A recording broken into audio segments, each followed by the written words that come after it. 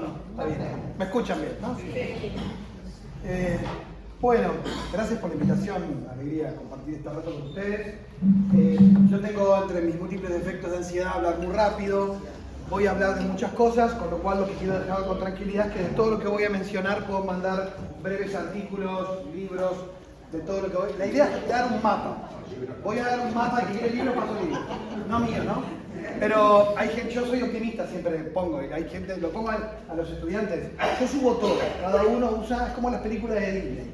Hay gente que se queda y dice que lindo, otro va un poquito más. Depende del tiempo que uno tenga, el interés que uno tenga, son temas complejos. Hablar de la cultura es como que te digan hablar de la humanidad, es muy difícil, ¿no? Entonces, yo lo que voy a hacer es elegir, y con eso, con lo que tiene elegir, estoy haciendo un recorte. Voy a elegir aquellos puntos que personalmente considero relevantes para entender cosas que nos están pasando, no solo los uruguayos, porque hablar de la cultura no es hablar del tiempo reciente ni de los años que siguen, sino de algo que viene de tiempo atrás y que va a ser de largo aliento. Cómo salimos de algunos problemas que tenemos, cómo queremos hacerle frente, para lo cual no hay recetas. Entonces, advierto que arranco un poquito bajón, así que si se van a deprimir, aviso que después está el padre Kerber para darles esperanza al final. Bueno, Emil Durkheim, en sus estudios sobre religión, una de las cosas que uno de los padres de las ciencias sociales decía que si uno quería saber qué le pasa a la sociedad, tenía que mirar qué le pasa a la religión. Y es muy interesante. Por eso, si uno mira el fenómeno religioso, no hablo de católico, ya hablarán después, en su globalidad, uno de los fenómenos más interesantes que sucede hoy con la religión es ver que, voy a dar como algunas notas rápidas de lo que sucede con el fenómeno religioso.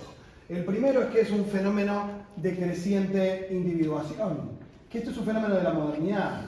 Pero ¿esto qué quiere decir? Que cada vez más el ser humano va quedando lo que Lipovetsky llama un hiperindividualismo, o lo que Eric Saden habla de la era del individuo tirano, que el smartphone además lo agudizó. Asistimos a una sociedad que va construyendo un individualismo excesivo, es decir, al exceso. Tal es así que uno de los valores modernos de la individuación es la autonomía, el individuo que se autogestiona, pero llega a un nivel en que queda totalmente a la intemperie, sin el abrigo de la comunidad, y queda totalmente desamparado, con lo cual tiene que editarse a sí mismo. Eso es la gran crisis de la juventud contemporánea, es que yo tengo que construir mi identidad porque ya no la recibo. Hay un corte con la tradición, hay un desprecio por el pasado, un corte con la historia, y entonces yo estoy arrojado a la vida y además tengo que inventarme a mí mismo todo el tiempo.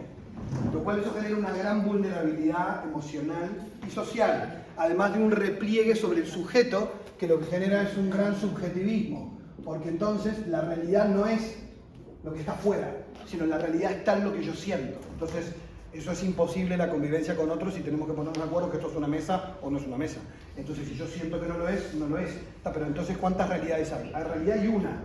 Hay millones interminables de perspectivas, pero las perspectivas no pueden negar la realidad. Entonces, ¿qué es lo real? Gran problema filosófico, no voy a entrar en temas de metafísica, pero sí para decir que cuando la gente dice, para mí esto es así, claro, pero para mí lo que, ¿no? Entonces hay cuestiones que son relativas y hay otras que no lo son tanto. Se murió alguien ahí, bueno, depende de cómo lo mires. No, hay cosas que dependen de cómo las mires, otras que no. Entonces el problema es que si el subjetivismo se va al extremo, esto en la religión, ¿cómo se percibe? Lo que dice Hervé Uleger, que en el hilo de memoria, donde habla de la religión y la individuación, dice, cada vez más asistimos a una religiosidad peregrina, donde las personas se desvinculan totalmente de lo institucional. De hecho, guste o no, el dato de la realidad es que las personas construyen su propio itinerario religioso, a veces más por una lógica de consumo, como quien va al súper y va tomando de la góndola lo que le apetece a su subjetividad, sin importar si eso es coherente, lógico, no irracional, no interesa el criterio, además, que va unido a otra crisis, que es la crisis de la verdad. La verdad es un problema del siglo XX, que entró en crisis, no voy a aburrirnos ahora, pero a nivel de la ciencia, de la filosofía, este es un problema, y entonces cuando no hay verdad, lo que queda es, bueno, cada uno tiene que construir su propia verdad y por lo tanto queda totalmente abandonado a que no hay forma de buscar una verdad, por lo tanto lo que queda es el pragmatismo. Es decir, no importa la verdad, lo que importa es que sea útil, lo que importa es que sirva. Una respuesta de un estudiante en la universidad. Bueno, pero ¿hay una verdad en una religión más que en otra? ¿Es posible pensar en algo que sea más verdadero, porque si no, ¿qué haces vos creyendo mentiras, ilusiones, patrañas? Se supone que yo tengo que creer que el que es budista crea que el budismo es verdad, sino que hace perdiendo el tiempo. Yo no es que yo me pretenda que una verdad puede imponerse a la otra, pero sí que tiene que ser coherente la persona con lo que dice creer. No dice, no, en realidad cada uno tiene que creer lo que le haga bien, lo que te sirva. Es como ir al spa, digamos. Es como, bueno, me hace bien. Entonces el criterio es que sea útil. Y bueno, si a vos, entonces hoy hay mucha más tolerancia en ese sentido. Vos sos católica, vos te hace bien, dale para adelante, me parece buenísimo. Aunque a mí me parezca, pero lo peor. Pero me parece bárbaro porque a vos te hace bien. El criterio es utilitario, es útil. No importa si es real o no, lo que importa es que haga bien. Ese criterio pragmático hace que la búsqueda religiosa sea eminentemente terapéutica. De hecho, muchos estudiosos de lo religioso, sociólogos y antropólogos, hablan de la religiosidad terapéutica. O sea, hoy las búsquedas religiosas van a una dimensión de tipo terapéutico, punto. No se plantean grandes preguntas sobre el fin de los tiempos, la vida eterna. O sea, lo que importa es que a mí esto me hace bien. Pero lo inventaron hace 2 días, no importa. A mí me hace bien. Con ese, yo no estoy haciendo un juicio de valor, estoy diciendo lo que sucede, ¿no? O sea, esto es una descripción, lo más que intento desapegada, pero obviamente este pragmatismo unido al subjetivismo hace que la tendencia en Uruguay es más de un 25%, somos el país con el número más alto en la región de creyentes sin afiliación religiosa. O sea, el Uruguay siempre fue famoso por tener gente que cree pero no practica, ¿no? Pero, que de hecho un amigo colombiano me decía, en Colombia hay muchos practicantes que no creen, o sea, gente que va a misa porque es cultura de cristiandad, ¿no? Pero acá es creo pero no practico. Bueno, acá ahora en realidad es creo sin pertenecer, que es una tendencia que los norteamericanos la descubrieron hace tiempo, pero que nosotros tenemos una tendencia muy fuerte.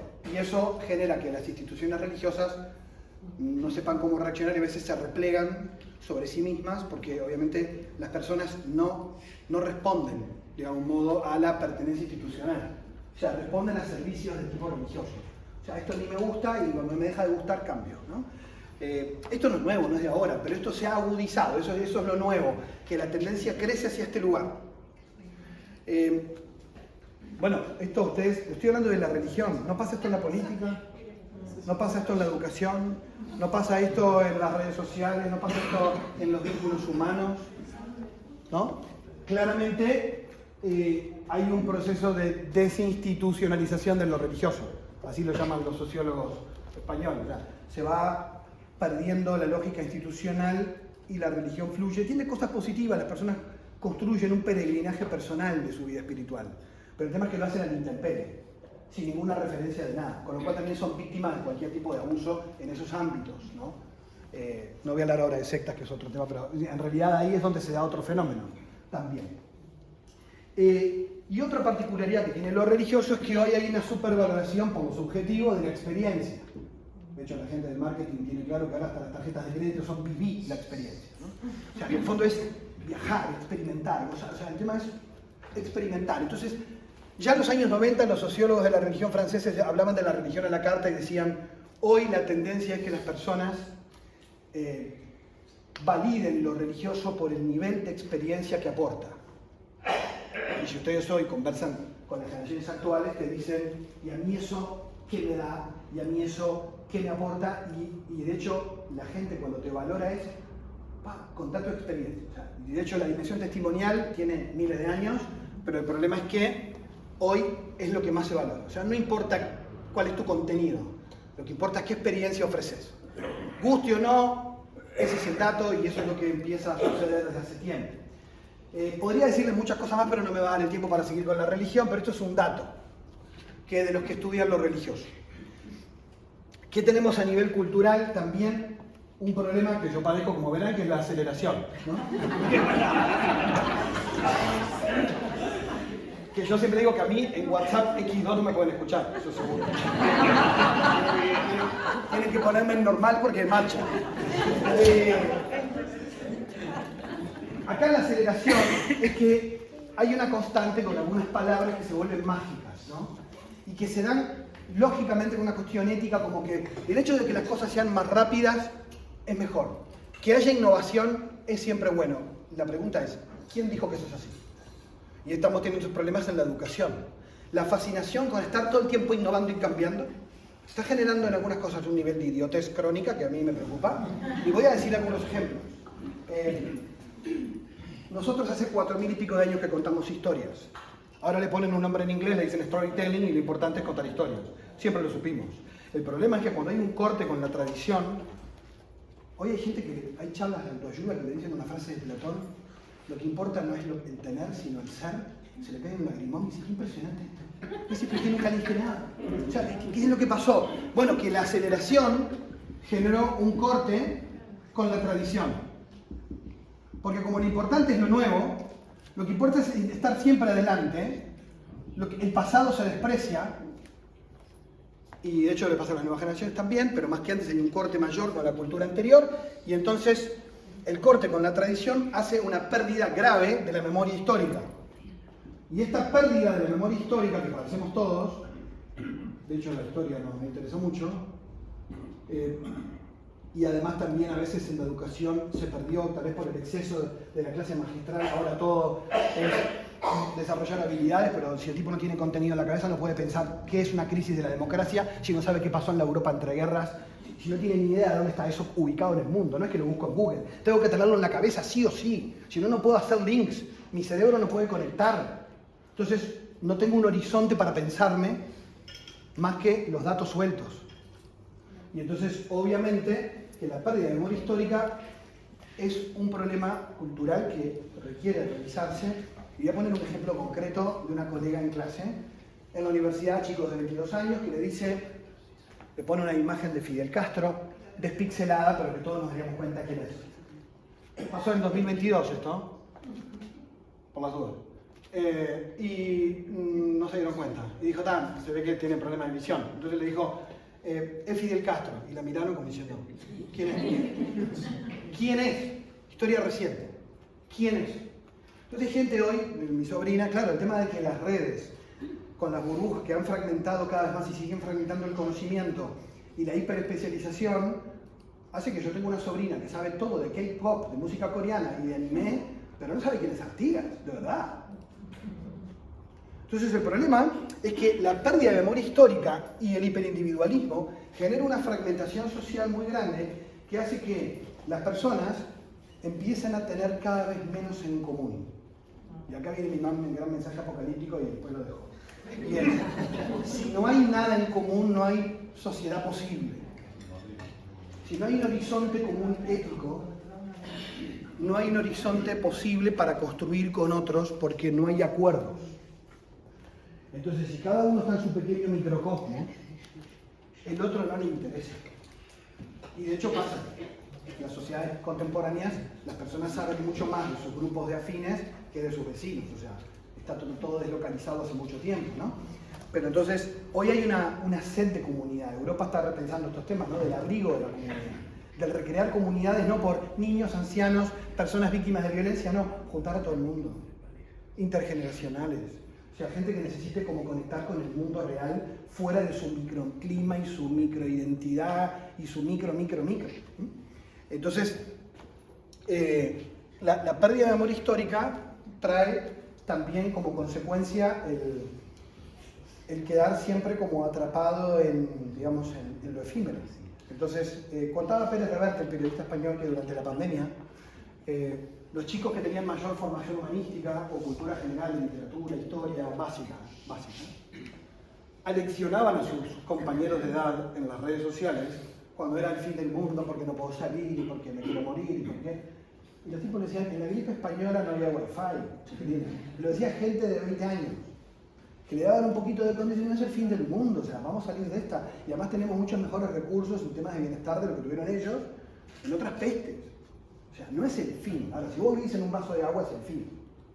Entonces el problema es la perspectiva larga. ¿Esto cómo afecta a la política? En la inmediatez. El que no hay proyectos y acuerdos a largo plazo, cuando vos no podés construir nada si no es a largo plazo en educación, en seguridad, ya lo saben todo de memoria. Pero si yo tengo que venderme para la inmediatez, porque la inmediatez me demanda, vivo en la chiquita. Y entonces uno queda preso de esto y nosotros en la educación también, ¿no? Nosotros también. Y acá, ya no sé primero de todo, espero que no, hay cosas que son interesantes, yo anoté algunas para no aplastar con muchas. La cuestión del pensamiento crítico también es algo que está de moda, pero que no es pensamiento crítico. El pensamiento crítico es la capacidad de ver los supuestos de las cosas que me están diciendo, de ver las implicancias de lo que afirmo.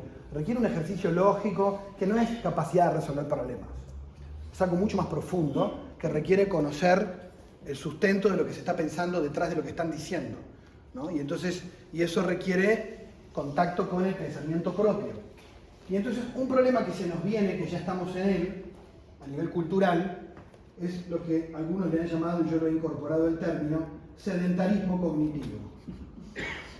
Porque con el aumento de la inteligencia artificial generativa, ChatGPT y otras, pero no solo eso, yo soy defensor de la colaboración con la inteligencia artificial y que de hecho la uso en clase para que vean que se equivocan, que tiene sesgo, que hacemos trabajos colaborativos, pero yo les pongo este ejemplo a los estudiantes. ¿Ustedes le pagarían a alguien por ir al gimnasio en lugar de ustedes? Para que les ahorre el tiempo de ir a entrenar.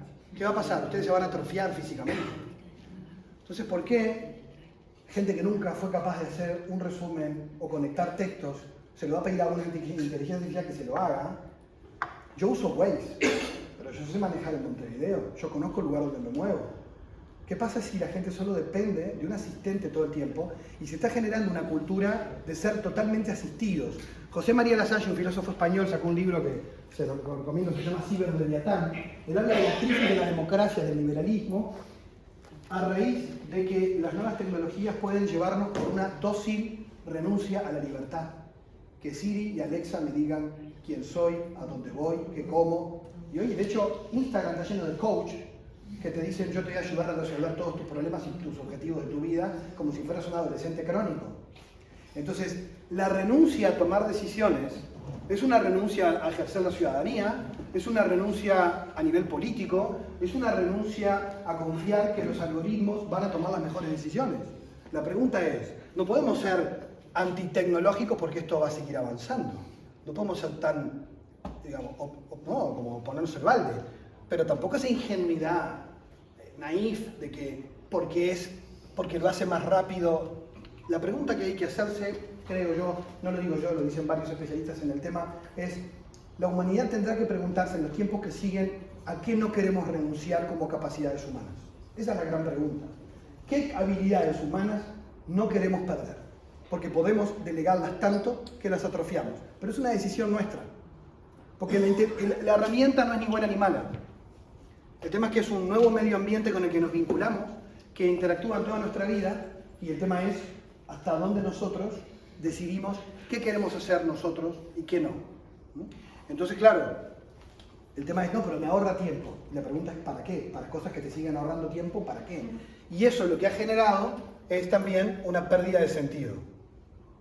Porque el sentido se construye, el sentido de la vida, en una sociedad fragmentada, donde el individuo se tiene solo a sí mismo. Fíjense la autorreferencialidad que hay hoy. Llegas al laburo, yo a trabajar, y le contás algo a alguien. Hay gente muy empática, pero hay gente que apenas le contás, no, estoy re quemado porque me costó estacionar. ¿Tú sabes que a mí me pasa lo que...? El otro arranca a hablar de él y vos marchaste, ¿no? Y ojo, porque lo hago yo también, ¿eh? Miren que yo también se lo hago a la gente y digo, pobre, claro, vino contando algo y yo enseguida le pasé la planadora. Porque la autorreferencialidad de estar encerrado me priva de pensar un sentido con otros. Y por eso, casi todos los autores que están escribiendo sobre la sociedad contemporánea hablan de que la salvación está en nosotros. Que es algo que los cristianos sabemos desde sus orígenes, ¿no? La salvación no está en mí, sino que me viene de fuera. Y entonces el rescate que el otro me genera del narcisismo cultural requiere generar hábitos y espacios donde esto surja. Voy a poner algunos ejemplos concretos. Si yo, por ejemplo, en las relaciones con los demás, los otros son meros instrumentos para que yo logre mis intereses y mis beneficios, son de uso y tiro, ¿no? De hecho, la gente termina hablando así, dejé esta relación porque no me era productiva. Mira, ¿vos era una inversión acaso? En el amor, desde el origen de los tiempos, los costos son los más altos y beneficios pocos a la vista, ¿no? Pero sin embargo, es lo que nos hace más humanos, lo que nos hace más felices y va a contracara de esa cultura del encierro, que además deja a la gente cada vez más ansiosa, deprimida, encerrada en tratar de resolver la humanidad en sí misma, ¿no? Y no en el abrigo de los otros. Lo que pasa es que estar con los otros implica hacerse vulnerable. Hay una psicóloga y filósofa norteamericana que dice que hay 4 pilares que ayudan a la gente a encontrar sentido en la vida de sociedades hipercomplejas y de una gran incertidumbre. Y son 4 pilares. El primero es que la vida tenga un propósito, y esto no son objetivos. Un propósito es una misión en la vida, una razón de ser. Hoy la gente está obsesionada, yo también a veces, ¿no?, con que tus hijos sean siempre felices. Pero eso puede correr muchos riesgos, porque es obsesionarse con que estén siempre bien. Y en realidad lo que necesitan para ser felices es tener una vida con sentido, aunque sufran. Y solo se lo da tener una razón por la que vivir, un propósito en la vida. Y eso lo da una vocación, una relación de amor, un proyecto vital. No lo da un objetivo puntual, que a lo largo se agota. El propósito. Segundo aspecto, la narratividad. Otra vez el tema del relato. De hecho, si alguien ha hecho terapia, tiene que contar su historia en general, ¿no? O sea, que contar historias es sanador, y contar nuestra historia es muy importante porque decís, pensar que todo lo que pasé, los cristianos hemos hecho esto, historia de salvación, los mojones en mi vida, ¿no? Retiros enteros. ¿Por qué? Porque eso da sentido, decir, mirá, hay un hilo. A veces es medio caótico ese hilo, ¿no? No va para donde planeé, pero hay un hilo. Hay un sentido. Hoy no hay hilo, está todo cortado, son fragmentos. Entonces, si hoy está todo mal, se quemó la pradera. Porque está todo mal hoy. La narratividad es fundamental, que a la gente le ayuden a contar historias, a contar su historia y a entenderse dentro de una historia colectiva. Esto que para nosotros era obvio, hoy no está. Por eso es interesante la recuperación de la narratividad. El tercero es la trascendencia, que puede ser o no religiosa. El sentido de trascendencia, ¿cuál es? La gente lo vive sobre todo en la religión. Y hay algo que es más grande que yo y a lo que yo pertenezco. Esto lo dan movimientos sociales, movimientos, no sé, ecologistas, espirituales, donde la gente siente que la causa por la que vive no se agota en su vida. Porque si la vida se agota en mí y en el consumo, es hiperpatológico. Y lo que te rescata es, la vida es más que esto. Un horizonte mayor. Y después, el último es el de pertenencia. La pertenencia, esta autora, aunque claro, lo plantea en inglés, el concepto refiere más a lo que sería un amor incondicional, no a pertenecer, sino a tener en la vida un amor incondicional. Hay alguien en mi vida que me quiere a mí porque soy yo. No por lo que tengo, no por lo que soy, no por lo que doy, sino porque soy yo. Y ese amor no se va. Eso da sentido. Siempre da sentido. Tener un amor intrínseco, que me quieran a mí porque soy yo. Dice, no tenés por qué tener todos, pero tener alguno de estos te salva de tener una vida con sentido. Y este es un gran problema para gente que está abandonada a creárselo. Y además, este problema tiene repercusiones políticas. ¿Por qué? Porque la gente lo espera todo de la política. Y la política no soluciona todo. O lo espera todo del fitness y no lo soluciona todo. Lo espera todo de la nutrición y no lo soluciona todo. Entonces la esperanza se estrecha porque hay pérdida de trascendencia y se espera todo de algo que no lo da todo. Entonces exprimimos al otro. Y acá hay una cuestión también con la trascendencia, y es que las ideas meritocráticas llevadas al extremo han llevado a que la gente hoy, con estas cuestiones mágicas de la ley de atracción, que tiene una base esotérica sin ningún fundamento de nada, pero que vende mucho de que todo lo positivo que te pasa lo traes vos, todo lo malo que te pasa. Entonces todo lo malo que te pasa es culpa tuya, o sea, sos un fracasado, un loser, y eso le genera mucho sufrimiento a la gente, y además niega la realidad de las injusticias estructurales. O sea, vos atraes lo negativo. Y el tipo que le va bien es porque todo gracias a él, es un fenómeno. Y no agradece nada porque todo en la vida es conquista suya. Es muy peligroso eso, porque también genera otro encierro. Porque los otros no importan, cada uno tiene que batallar por su pensamiento positivo. Estoy caricaturizando un poco, perdonen, pero es un poquito más de lo mismo. Y entonces, en esta cuestión, y quiero llevarlo al terreno más sociopolítico, uno de los elementos que se habla mucho hoy es la carencia de debate, ¿no? De la falta de discusión de ideas. Y esto tiene que ver con un fenómeno que un filósofo chileno, Carlos Peña, escribió en un libro que me gustó mucho, Hijos sin padre, que es sobre la crisis intergeneracional. Le dice, ¿qué pasó con el estallido social en Chile, los chalecos amarillos en Francia? había números como los que vimos muy buenos, que decís, ¿por qué? Porque la percepción de la desigualdad no son los números, es la percepción subjetiva. Punto. Y si la percepción subjetiva es unos manijazos por YouTube, se quema el mundo. Entonces es muy complejo entender este fenómeno. Y además, en esta cuestión, las personas como construyen su identidad a partir de identidades prestadas que necesitan construir, ya no de colectivos étnicos, ya hoy construye identidad andar en bicicleta, ser vegano, cualquier opción de vida es una identidad. Pero además, como esa identidad me lo da todo, te metes a discrepar con esa identidad y me estás odiando a mí. Entonces el problema es que eso genera que la lucha por mi identidad tiene que obligar, incluso jurídicamente, a silenciar a todos los que puedan disentir con mi identidad, porque eso me va a llevar inexorablemente al sufrimiento. Díganme si esto me suena extraño, pero una cosa que está pasando en Occidente tiene que ver con el mundo entero, pero a nosotros nos pasa menos, pero toda esta cuestión de que hay, a su vez, parece raro, una sociedad moderna, hipermoderna, que defiende la libertad como valor absoluto, está queriendo remoralizar la sociedad a través de las redes y el disciplinamiento social de que no podés disentir. Pero esa falta de moralidad tiene que ver con el quiebre de que no hay un horizonte ético de dónde agarrarme. Los derechos humanos son un chicle, porque obviamente todos pelean por la dignidad, pero la entienden de modo distinto.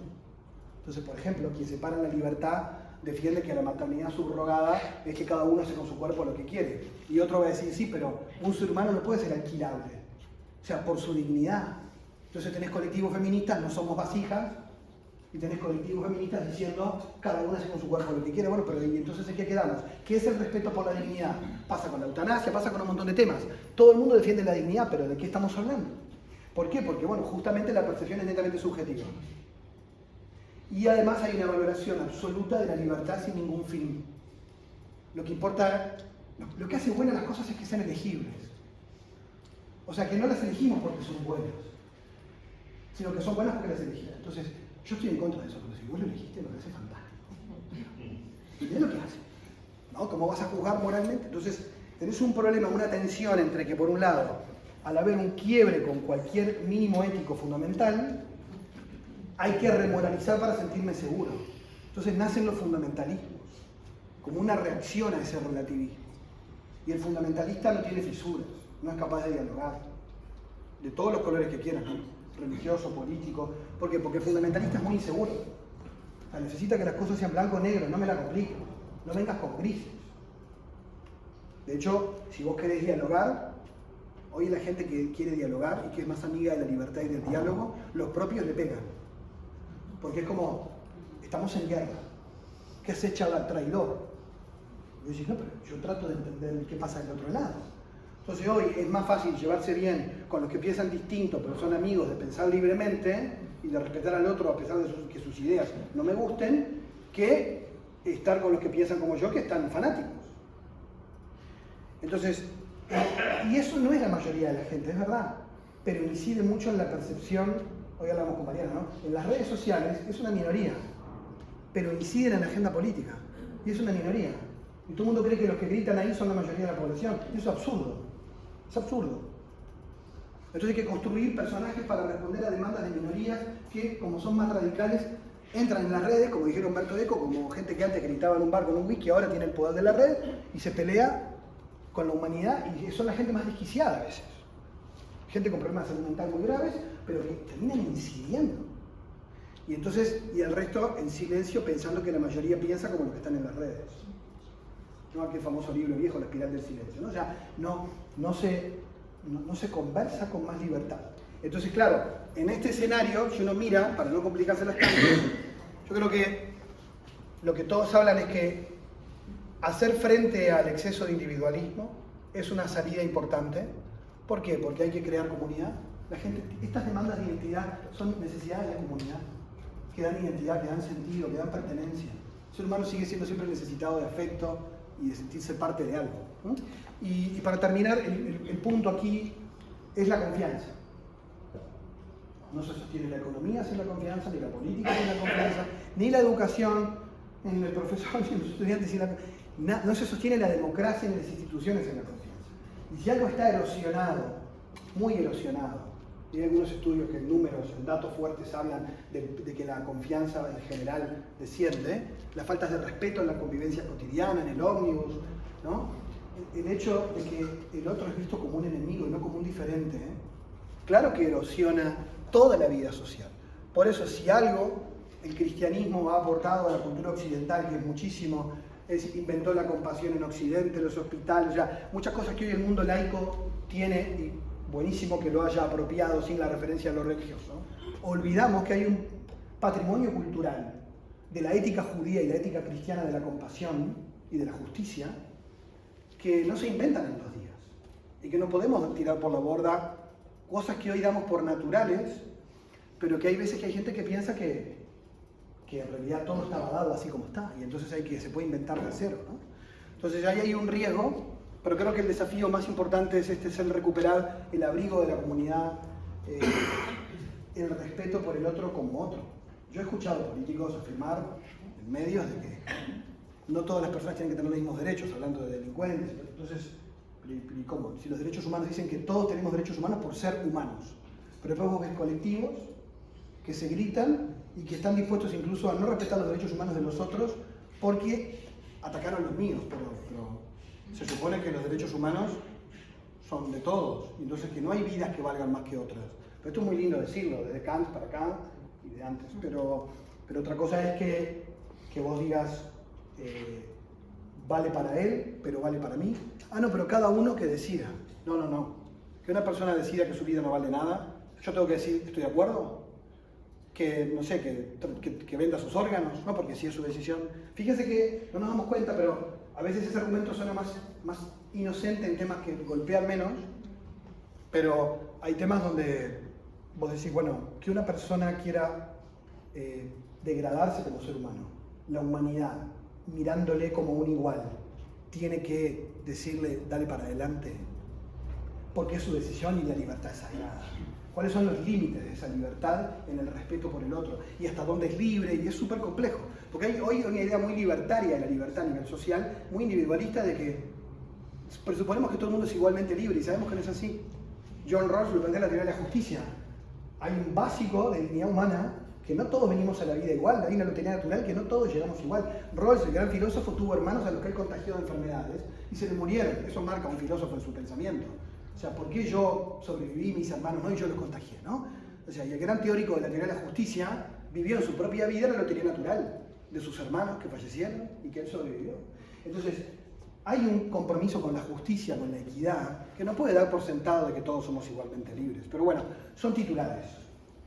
No me da ni para pensar mucho más que decir que creo que hay un desafío enorme, y si tuviera que simplificarlo, iría a que el gran riesgo hoy es una sociedad llena de burbujas individualistas donde el otro desaparece. Y hay que buscar la manera y las 1000 estrategias para mostrar que lo que nos puede mantener saludables y con proyectos futuros y con esperanza es hacerlo con otros y no solos, ¿no? El engaño solipsista es terrible. Gracias.